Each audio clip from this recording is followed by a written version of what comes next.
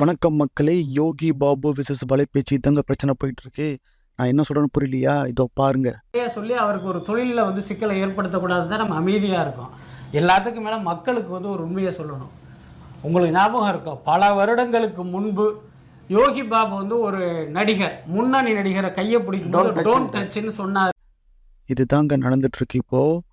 First of all இந்த பிரச்சனை first வலைபேச்சு என்ன சொன்னாங்கன்னா, இந்த மாதிரி ஒரு காலத்தில் யோகி பாபா இவங்களை கால் பண்ணி பத்திரிக்கை இவங்க எழுதிட்டு இருக்கும்போது என்னை அஜித் டோன்ட் டச்னு சொல்லிட்டாரு அப்படின்னு சொல்லியிருக்காரு. இவங்க அஜித் பேரை யூஸ் பண்ணாமல் அதை போட்டிருக்காங்க அப்படின்னு குற்றச்சாட்டு சொல்கிறாங்க. பட் யோகி பாபு இன்னொரு இன்டர்வியூவில் என்ன சொல்கிறாரு, ஆனால் அவங்க சொல்கிறது எல்லாமே கரெக்டாக இருக்குது அப்படின்னு சொல்லி தான் இன்றைக்கி மக்கள் எல்லாம் நம்புகிறாங்க.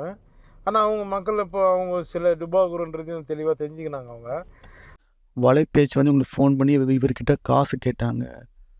காசு கேட்டு நான் காசு தரலை.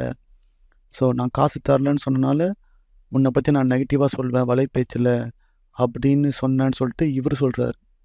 ஓகேங்களா? இதுதான் பெரிய சண்டையாக போயிட்டுருக்கு. நீங்கள் என்ன கவனிக்க மாட்டீங்களா அப்படின்னாங்க. இதுக்கப்புறம் நான் என்ன பதில் பேசுவேன்? கவனிக்கிறதுனா எப்படின்னா அதை அப்படி குத்து இப்படி பாயில் கை விட்டு எடுத்துக்கோ அப்படின்றது. எனக்கு நான் சொன்னேன், சார் நம்மளும் ஃபிலிம் காலத்தில் நீங்களே கேட்டீங்க. யோகி பாபு என்ன சொல்கிறாருன்னா, கிளியராக வலைபேச்சு அவங்க 3 பேரும் இவர்கிட்ட காசு கேட்டாங்க, இல்லைன்னா இவரை பற்றி நெகட்டிவாக பேசுவேன்னு சொல்கிறாங்க. பட் இதுக்கு வலைபேச்சு என்ன சொல்கிறாங்கன்னா, இது சுத்த பொய்ன்னு சொல்கிறாங்க. கேளுங்க. எனக்கு ஃபோன் பண்ணி என்ன கவனிக்க சொன்னாங்க, கவனிக்கலன்னா அப்படி தான் பேசுவாங்களா அப்படிங்கிற மாதிரி ஒரு கருத்தை அவர் முன் வைக்கிறாரு. நான் என்ன சொல்கிறேன், அப்படி ஒரு ஆதாரம் இருந்ததுன்னு வைங்க. நம்ம ஃபோன் பேசின ஆதாரமாக அவர்கிட்ட இருந்திருக்கலாம். ஒருவேளை ஆடியோவாக வச்சிருந்தாருன்னா அது தயவு செய்து வெளியிட்டா நம்ம ஸோ இந்த மாதிரியே கான்வர்சேஷன் போதுங்க.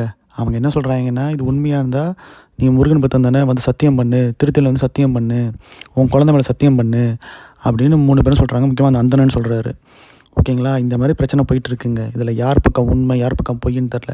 பட் வலைபேச்சு நிறையா பொய் சொல்லுவாங்கன்னு சொல்லிட்டு நம்மளுக்கே தெரியும். ஆக மொத்தம் அவர் என்ன சொன்னார் இல்லையோ, இதை இப்போ அவர் பேரை கெடுக்கிறதுக்காக பண்ணுறது ரொம்ப தவறு. ஸோ நான் வலைபேச்சுக்கு எதிராக தான் இருக்கேன். நான் யோகி பாபுக்கு சப்போர்ட் பண்ணுறேன். நீங்கள் என்ன நினைக்கிறீங்க அப்படின்னு நீங்கள் கமெண்ட் பண்ணுங்கள். இப்போது இவங்களுக்கு பதிலடி கொடுக்குற மாதிரி யோகி பாபு அவர் ட்விட்டர் பக்கத்தில் ஒரு போஸ்ட்டு போட்டிருக்காரு. என்னென்னு பார்ப்போமா? அது இந்த போஸ்டர் தாங்க. இந்த போஸ்டரை பாருங்கள். மை டியர் தலைன்னு சொல்லிட்டு போட்டிருப்பாரு. மேலே டைட்டில் கார்டு போட்டு இந்த ஃபோட்டோ போட்டிருப்பாரு. அதாவது அவர் ஷூட்டிங் ஸ்பாட்டில் எடுத்த ஃபோட்டோ. அவர் என்ன சொல்ல வர்றாருன்னா, எனக்கும் அஜித்துக்கும் ஒன்றும் இல்லை, நாங்கள் 2 பேரும் நல்லா தான் இருக்கோம், இவனுங்க சும்மா ரூமர் கிளப்புறாங்க அப்படின்னு வலைபேச்சுக்கு சூப்பராக இந்த ஃபோட்டோ மூலமாக ரிப்ளை பண்ணியிருக்காரு. நிறைய அஜித் ஃபேன்ஸும் யோகி பாபா பக்கம் தான் இருக்காங்க. நிறைய பேர் வலைபேச்சுக்கு எதிராக தான் இருக்காங்க. ஸோ இதாங்க போயிட்டுருக்கு. இந்த மாதிரி வலைபேச்சு பண்ணுற அட்டகாசம் வர வர தாங்க முடியலங்க. இல்லை உங்களால் தாங்க. கண்டனால யூடியூப்பில் பெரிய லைக் விட்டு இதாகி விட்டீங்க. என்ன மாதிரி நல்ல கண்டென்ட் போடுறவங்கள டெவலப் பண்ணி விடுங்க. இந்த மாதிரி வலைபேச்சு ஆட்களை கண்டுக்காதீங்க. அவங்க பொய்க்காக என்னென்னமோ சொல்கிறாங்க. ஸோ இதாங்க நியூஸு.